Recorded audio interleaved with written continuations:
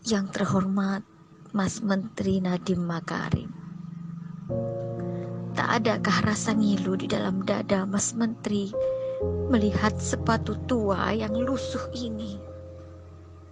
Memang benar sepatu tua ini terlihat bermerek, tetapi tahukah ini hanya sepatu loa afkiran?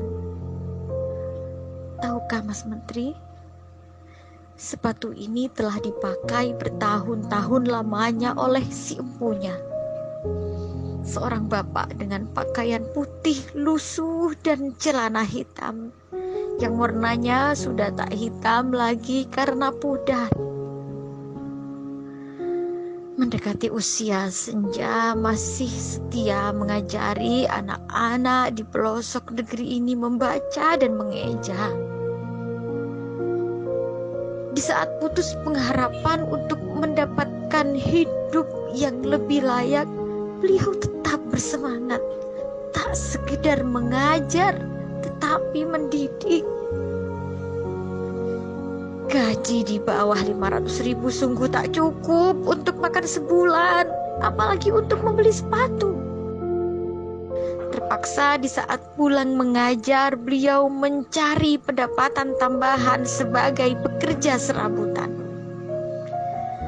Tahun ini Mas Menteri memberikan secerca harapan untuk beliau, program P3K, untuk memberikan harapan kehidupan yang lebih layak.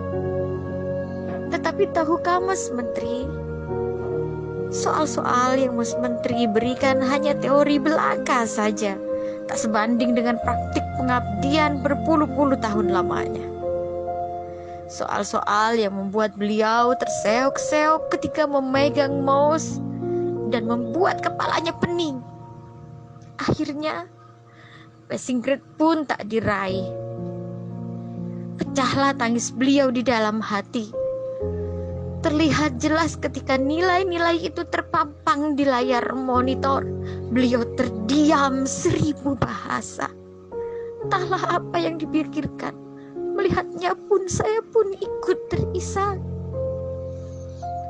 Memang benar beliau tak secerdas, sejenius, sekreatif Mas Menteri. Tetapi beliaulah yang menjadi pelita di tengah gulita buta aksara di pelosok negeri ini. Memang benar beliau tak pandai teknologi, tapi tanpa teknologi beliau mampu membuat anak-anak negeri ini merangkai kata dari A hingga Z, berhitung, dan hal-hal dasar untuk memahami hidup. Memang benar para muridnya sebagian besar menjadi TKI dan TKW. Tapi tahukah Mas Menteri, bukankah mereka juga merupakan pahlawan penghasil devisa negara tercinta ini?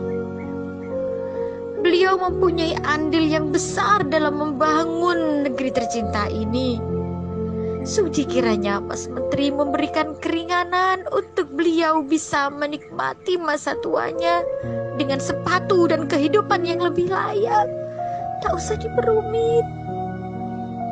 Jika tak ada kebijakan untuk mengangkat derajat mereka, setidaknya di surga besok sepatu ini akan menjadi saksi bahwa ilmu yang beliau ajarkan sangat bermanfaat untuk keberlangsungan umat.